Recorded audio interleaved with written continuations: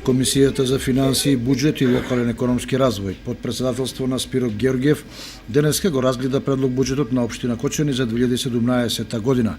Потоа предлог одлуката за извршување на буџетот и предлог одлуката за утврдување на вредноста на бодот за платите на државните службеници за 2017 година.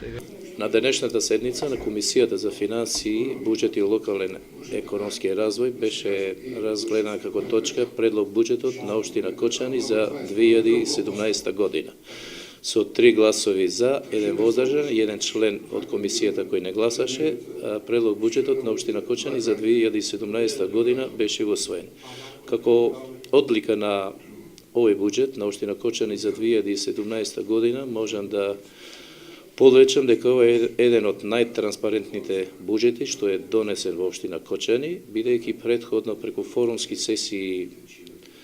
неколку форумски сесии, кои преку швајцарската амбасада кои беа организирани, граѓаните на општина Кочани сами се одлучија како ќе ги распределат средствата што ги има општината Кочани. Комисијата за еднакви можности на мажите и жените, која ја раководи Лилјана Арсова, а на дневен ред ги имаше само предлог буџетот и предлог одлуката за извршување на буџетот за наредната 2017 година, не ја одржа закажаната седница.